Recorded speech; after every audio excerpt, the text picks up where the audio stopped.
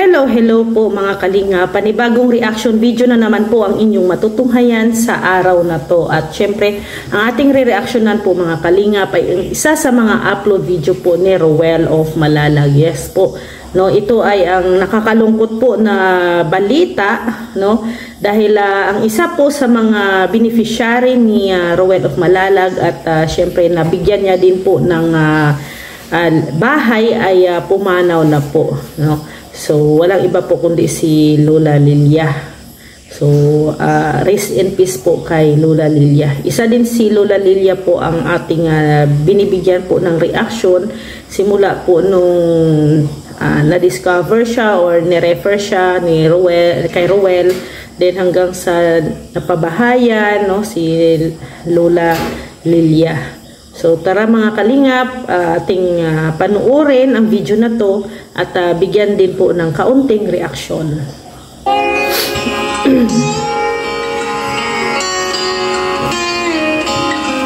So yan po yung yan po yung bahay ni Lola Lilia, no, nung nakilala natin bilang isang masayang discover siya. Sa kanyang napakakwelang ugali, diyan natin siya minahal.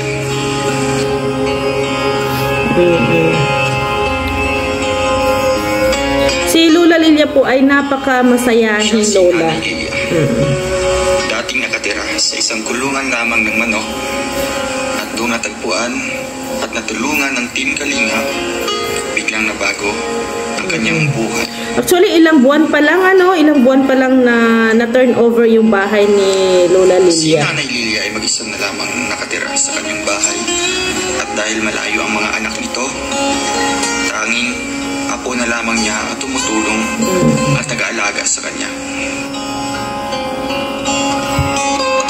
So, si Lola Lilia po mga kalingap, meron po siyang pamilya, meron po siyang anak. Kaso lang ay syempre may mga kanya-kanya na rin pong pamilya, no, ang kanyang mga anak. Then, apo lang po ang kanyang kasama, no, or nag-aalaga sa kanya. Actually, nag-iisa po siya sa kanyang bahay. Then, nung natagpuan siya nila Roel, yung bahay po ni Lola Lilia ay napakaliit pa at sabi nga ay parang din kulungan ng manok, no. Kung imagine niyo na lang po yung kulungan ng manok, no, napakaliit. Sa aming huling pagbisita kay Nanay Lilia, ramdam namin ang pagbabago sa kanya. Nangihina, medyo pumapayat na po si Nanay. Wala siyang ibang tugon sa amin, kundi ang bisitahin lamang namin siya kasama ang kanyang paborito na si Langga. Alis mo na kami ha, babay pa na ito. Bye-bye, yan si Langga. Alis mo na kami. Alis mo na kami ni Langga. Malulungkot naman si Nanay dito. So parang ito yata yung last vlog na binisita, no, nila Roel at ni Langga Rachel si Nanay Lilia na buhay pa.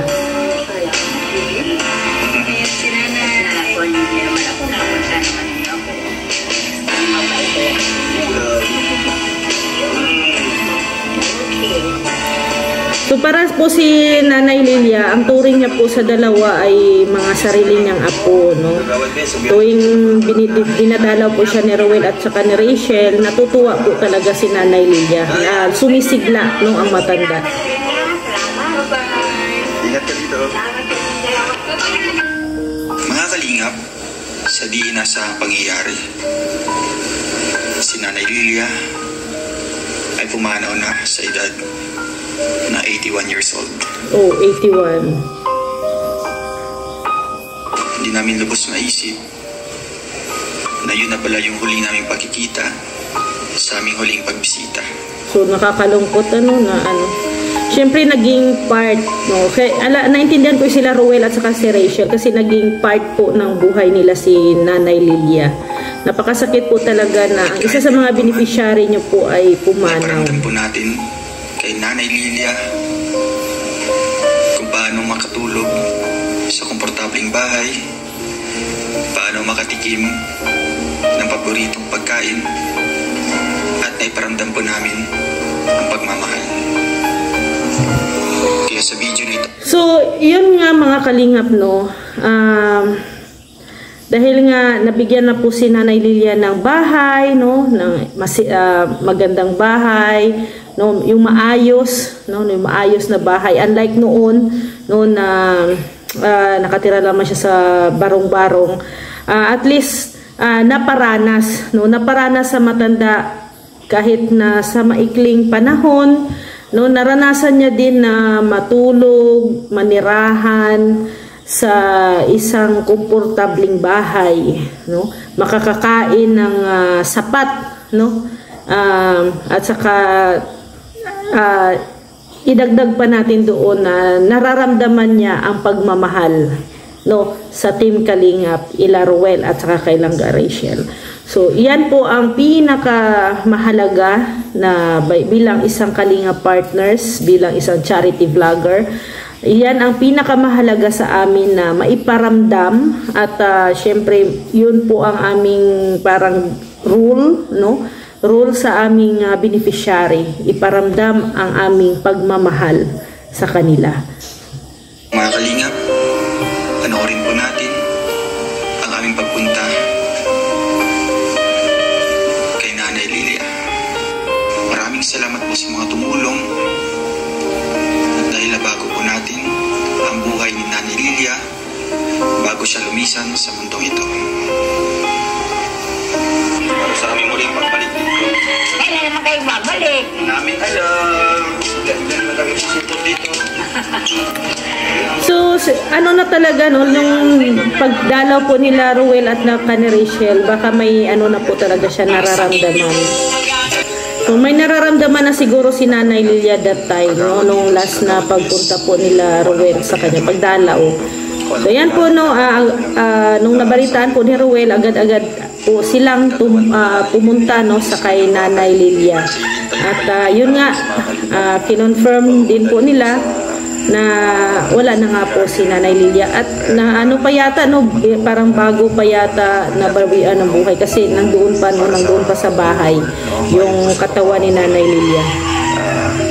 Sana po mabigyan natin mga Kalingap ng konting suporta or tulong mga Kalingap para sa gayon po mga Kalingap ay nailibing ko na maayos si Nanay Lilia. So ayan na lang, no, sa huling parang kung baga huling tulong, no, para kay Nanay Lilia kasi ito na po yung kanyang natulungan na po siya sa kanyang bahay. Ito na po yung huling sandali, no, na maibigay natin or maibigay po ng mga viewers, no, ang suporta, pagmamahal kay Nanay Lilia, no. Tulungan natin na maging maayos ang kanyang syempre ang huling lamay, hanggang sa kanyang huling hininga, no. Maibuhos natin yung kanyang magandang libing, no. At syempre sa tulong din po yan ni Ruel of Malalag, no, at saka ni Rachel Morales Vlog. So mga Kalingap, dito na lang natin yan ang ating reaction video.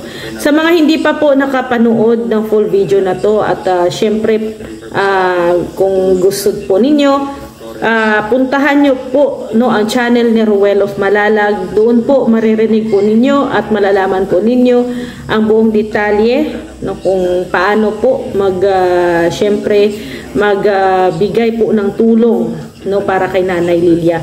Please puntahan nyo po ang channel ni Ruel of Malalag at please po pakisuportahan din po ang kanyang channel. And also wag nyo din pong kalimutan ang channel ni Rachel Morales Vlog, no, pakisuportahan din po. At syempre, of course, wag nyo din pong kalimutan suportahan ang channel ni Kuya Val Santos Matubang, Ate Edna Vlogs and Kalingap Rab. So maraming salamat po mga Kalingap. Rest in peace po kay Nanay Lilia. Maraming salamat. God bless po sa ating lahat. Bye!